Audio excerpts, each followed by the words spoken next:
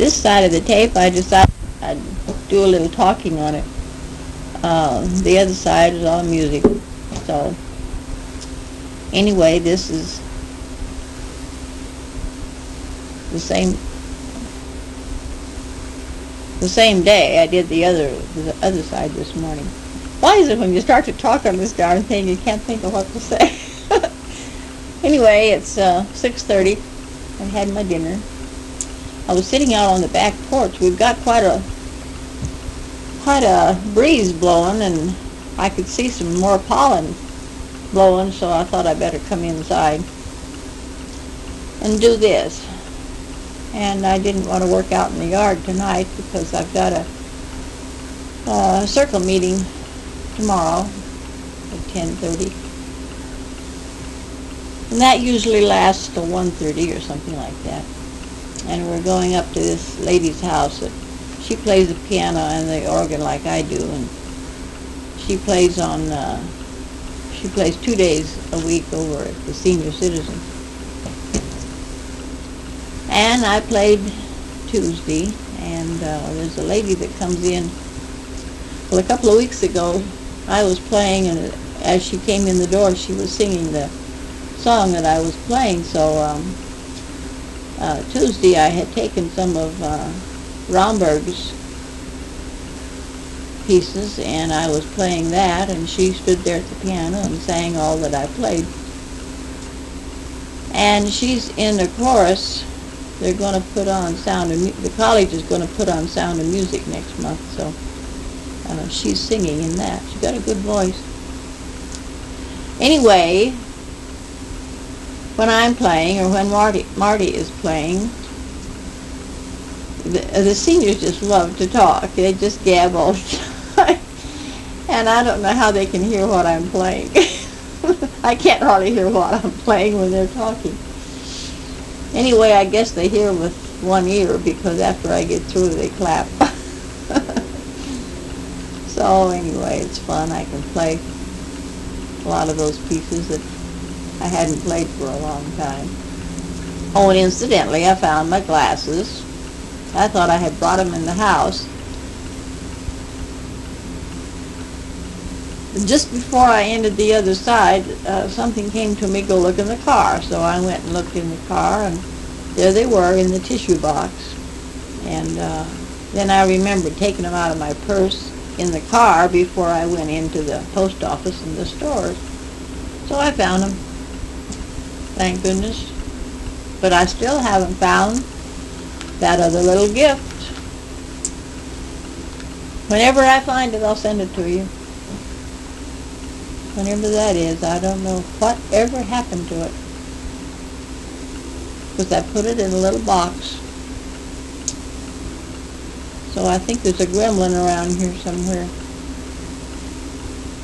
Anyhow, about 3 o'clock this afternoon, I heard the ambulance and the fire engine, and they went right over here on the next street over from the front yard. That house over there that used to have a monkey. Anyway, they were there for about 45 minutes, and then they left. So I guess somebody had a slight heart attack or something. I didn't see them carry anybody out. Anyway, this is a weekend coming up, but I don't think it'll be as big, or it might be, and people may stay home the 4th of July weekend. I don't know, but it doesn't seem like a year since last 4th. And I went over to Daisy's, and we go down to the lake to look at the fireworks. And last year, next door, Jim's mother came up from Placerville, and I went with them. They went over because they didn't know where to go to see the fireworks, and so I asked them to, go over where we go. So they enjoyed it. They probably do the same thing again this year. Jim's got the fence just about finished. He's got, well, my side is all finished, and He's going from the corner here by my driveway over to the house. And he's going to put a gate there too. Well, for their convenience too, to come around by the lawn instead of going clear around the house. And it's 6 foot high, so you can't jump over it. And now the summer is here, little Amy, she comes and knocks on my door every once in a while. Just as soon as she gets over here, she's got to go to the bathroom. I can't figure it out. She and Kay were over the other day and we were sitting on the front porch, and she said she had to go, and Kay said, well, then you go home and go. She says, no. Kay says, if you have to go, you go home and go. I don't have to go, she says. But that's, you remember last summer she went every 15 minutes, or every 10 minutes. I don't know, something about going in my house. So, seemed like there was something else I was going to tell you. Oh, I went out shopping this morning early while it was still cool, because it gets hot in the afternoon and you park over there and the car gets hot. So I went this morning about 9:30, and I bought a whole chicken and I put it in about 5 after 11, and Helen called and said she was coming over for lunch at 11, so she was here about a quarter after. And I had put the chicken in the oven, shake and bake, because she had said she was going to get off at 12. Well, they changed her just about 10 minutes till 11, told her she had to go at 11. So,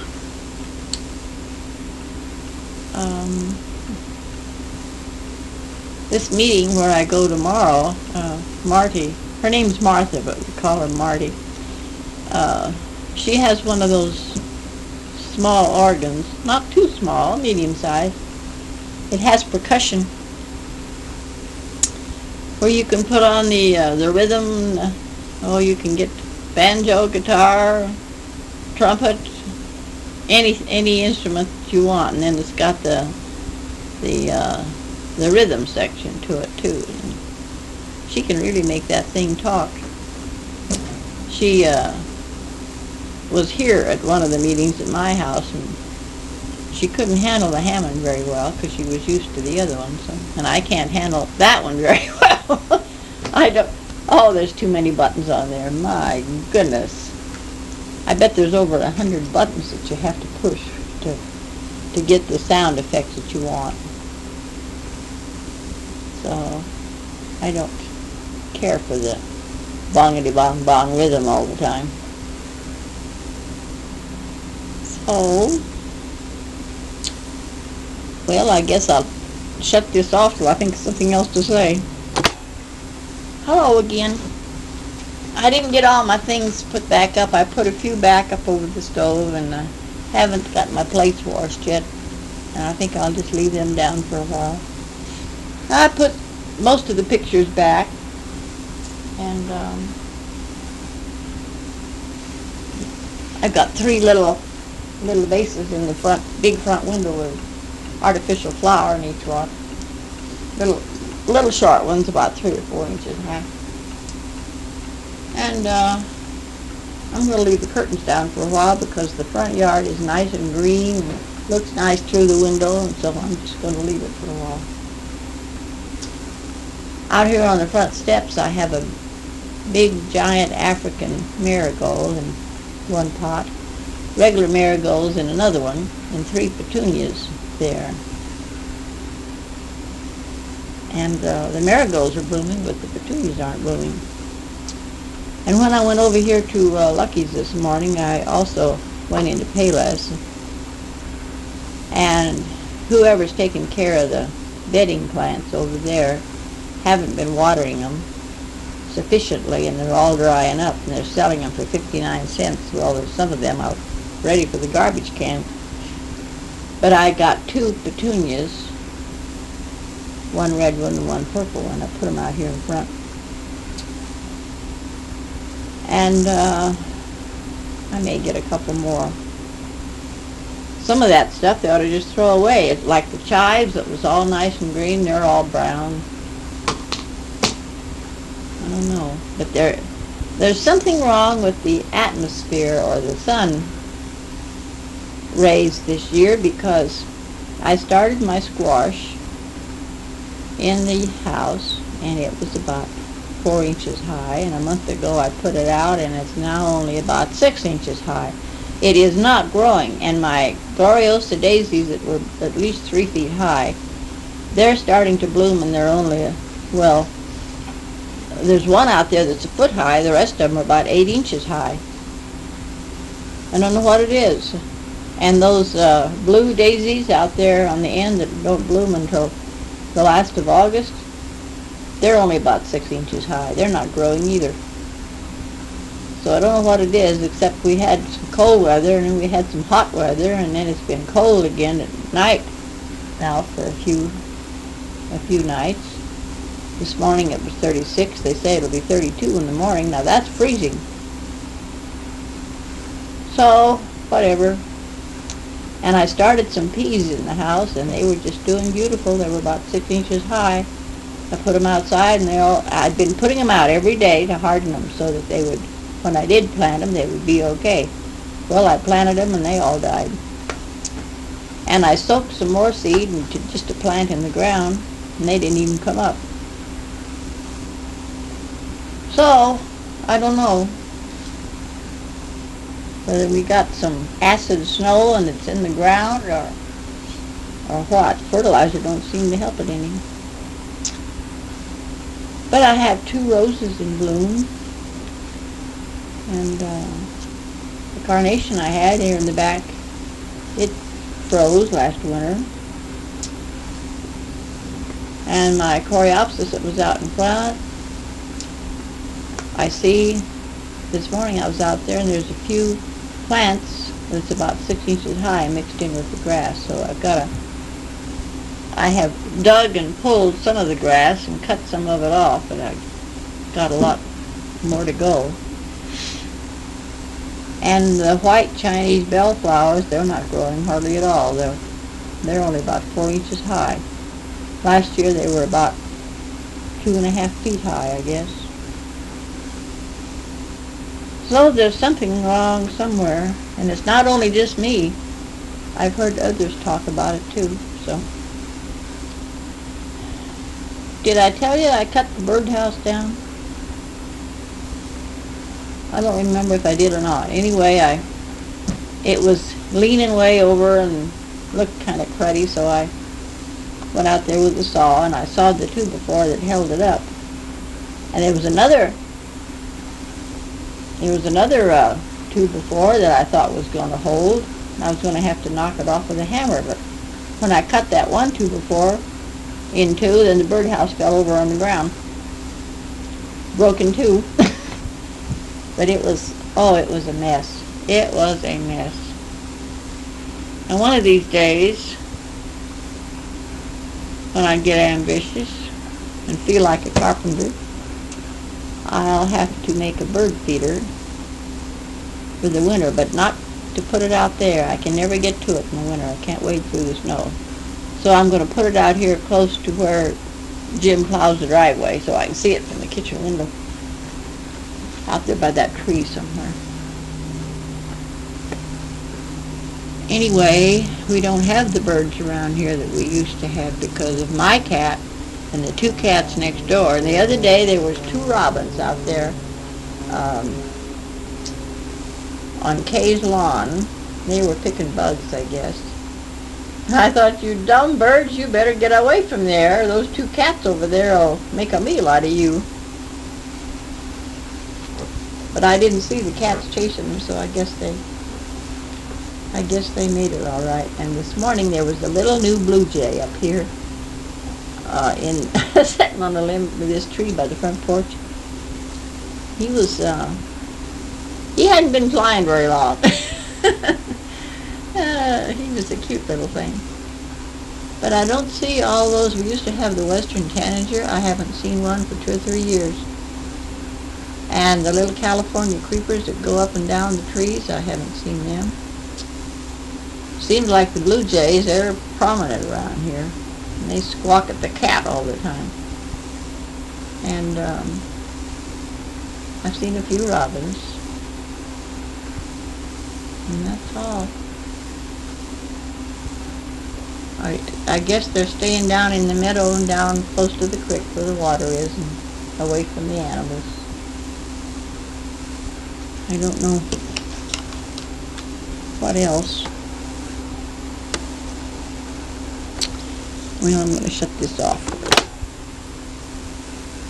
You know, I told you that Helen was going to retire. Well, I thought she was going to retire the 1st of July. Now she says it's going to be the middle of July or the 1st of August because her job as such ended. They don't have it here in this branch anymore. But she's been in so many departments, somebody up there wants her to train one or two other people that are coming in.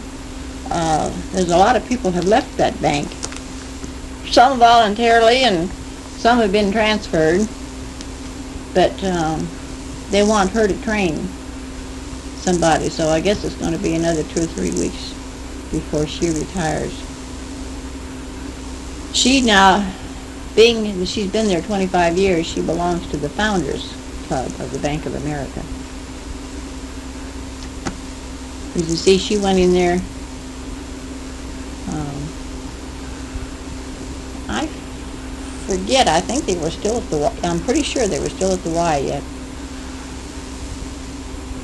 And then she moved up here with them. Gee, that's been so long ago, I forgot. You know, I got my Motorland today from 3A, and there's a scenic railway that has been built, and I had not, for some reason or other, heard about it. I think maybe I can get the article read, just to have something to fill up this side. I'm going to read it to you. I think I can get through with it. There's a new excursion train now operating through a scenic portion of northwestern California. For the first time since passenger service was discontinued on the Northwestern Pacific Railroad in 1971, it is possible to travel through 145 spectacular miles of the Redwood Empire from Willits to Eureka by train. This section has been termed the most scenic route in California, and perhaps the West. With 25 tunnels, 29 bridges, and 9 trestles over 300 feet long, the railroad is an engineering masterpiece. During much of its 7-hour run, the new train, named the North Coast Daylight, follows the wild and scenic north-flowing Eagle River. And I didn't know that. Hitherto accessible only by whitewater rafters and backpackers. As it passes through portions of Mendocino, Trinity, and Humboldt County, the North Coast Daylight offers passengers a variety of sights, ranging from rocky canyons to huge stands of stately redwoods. At Scotia, travelers, that's just south of Eureka. At Scotia, travelers get a view of the world's largest redwood mill and one of the last remaining company towns, both owned by the Pacific Lumber Company, a pioneer California company over 100 years old. After leaving Scotia, the train slows for the famous Scotia Bluffs and creeps along 3,000 feet of trestle work high above the Eagle River. Leaving the mountains, it heads for the coast, traveling through the farmlands of the Eagle River Valley and along the eastern shore of Humboldt Bay, passing close to fishing boats and ocean-going freighters docked along the way. At 6:15 p.m., the train glides to a stop at 1st and F Street in Eureka, in the heart of the newly restored Old Town section, a picturesque area of shops, excellent restaurants, and bed and breakfast accommodations. Passengers stay overnight in Eureka and board the train in the morning for the return trip to Willits. On holiday weekends, such as Memorial Day and Labor Day, the train returns on Monday, making a 3-day weekend. The primitive Eagle River Canyon kept northwestern California isolated for many years. Roads were little more than trails, and the best way to reach Eureka was by coastal steamer.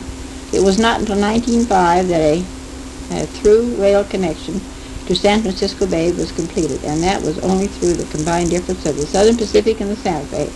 Together they created the Northwestern Pacific Railroad. In 1929, the SP bought out the Santa Fe's interest and became the sole owner. In its time, the Northwestern Pacific became a busy mini-empire operating freight and passenger trains from Sausalito and Tiburon. It also ran ferries on San Francisco Bay and a high-speed electric computer line in Marin County that many residents wish was still in existence. When the Golden Gate Bridge was completed, the ferries, the electric line, and the mainline passenger train to Eureka were dropped. In recent years, the railroad right-of-way has been plagued with tunnel fires and washouts. Especially memorable was the 1,000-year flood in 1964, which completely destroyed 100 miles of track and 3 major steel bridges in the Eel River Canyon. I remember hearing about that flood. Natural disasters and fires, coupled with unusually high maintenance costs, led to the Southern Pacific's request to abandon the northern division between Willis and Eureka. After 2 years of hearings and court cases, the Interstate Commerce Commission ruled that the railway was necessary to the economy of northwestern California, but permission was denied. Brian Whipple, a railroad entrepreneur, stepped in and bought the ailing railroad from the SP for $5 million and renamed it the Eureka Southern. Content with the freight business generated by the mills and wood products industries of Humboldt County, Whipple has turned the passenger operations over to the newly formed Redwood Coast Railway Company, which is operated by Dick Reynolds and Neil Ferguson. They own 26 railroad cars and 3 locomotives. Classic cars from famous trains of American railroading will be used on the North Coast Daylight. A dining car from the Empire Builder, wide window coaches from the Shasta Daylight, and a full-length Vistadome car, and a bar lounge at the lower level that saw service on the Santa Fe Chief. Several of these cars were on display at the World's Fair in New Orleans, along with the famous SP Daylight steam locomotive, the 4449. They remember at that fair they had that special train, was that last year? That went from Seattle clear back to New Orleans. That was a special run. And then it says here, if you're going, the North Coast Daylight will be strictly an excursion train, operating weekends only during the summer months from Memorial Day through late October. Fare for the Willits Eureka round trip is $49 for adults. Children, $24.50. Now, isn't that something? That $49 for a round trip. I think that's pretty good. Then there's other excursions you can take from San Francisco and everything. I thought that was something. When Helen was over here for lunch, I read that to her, too, because I had just got got it in the mail this morning. Well, I got through, and I've got 24 left. Let's see, I'm up to 24 on the tape, so I got a lot to go yet. No, not too much. Anyhow, I'll rest a minute.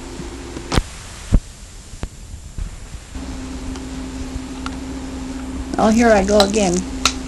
I have a tendency to talk too loud on this thing, so you'll have to tone it down. I rewound this a little bit and listened to myself. My voice is too sharp. I hope yours has got a deal where you can make it softer, not quite so loud.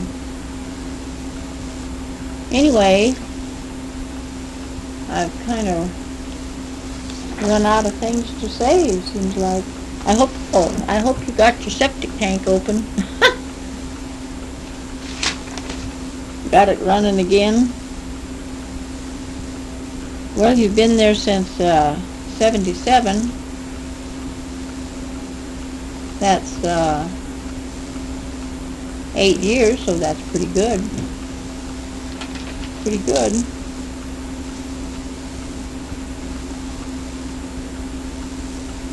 You must have put in a big one. You should have a leach line, I guess, to take care of all the overflow.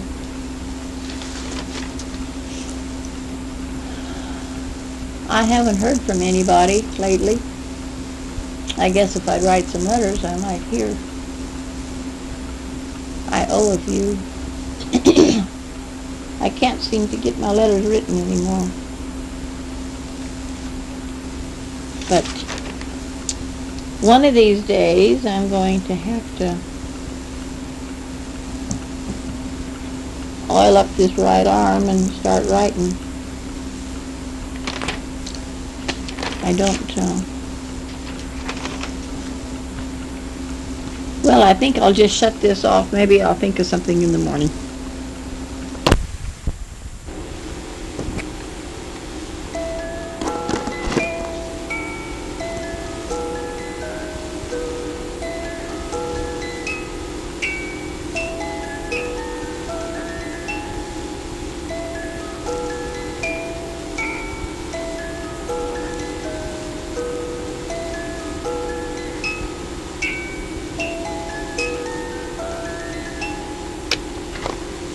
Good morning.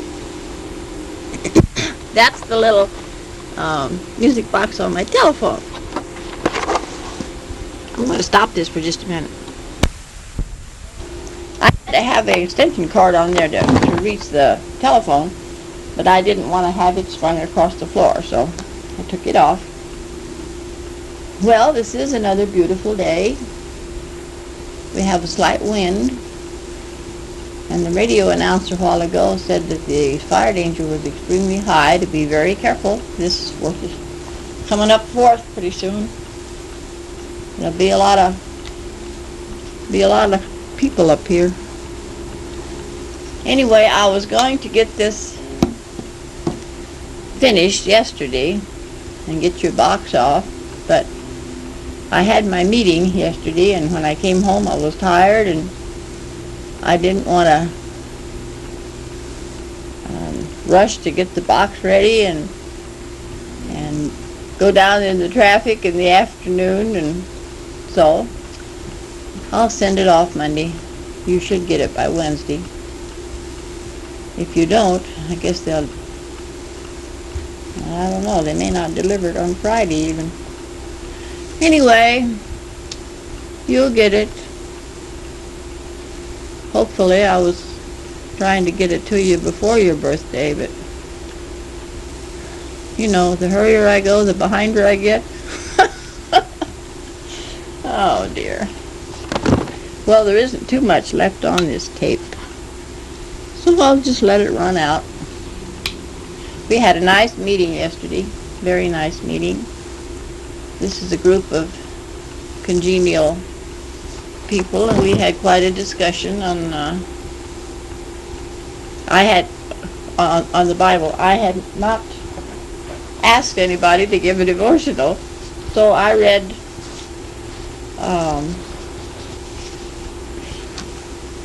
out of the Daily Word. Honest to goodness, I can't think of nothing. I read it out of the July Daily Word, and I'll get that to. I'll put that in the. I don't know what I did with it. I'll put that in the box if I can find it. And I had to take everything down off the walls and put everything away to get ready for the house cleaners. I don't know where anything is, but I'll try and find that little Daily Word and get it in the box. The one I read yesterday was Relax. It's in about the middle of the book.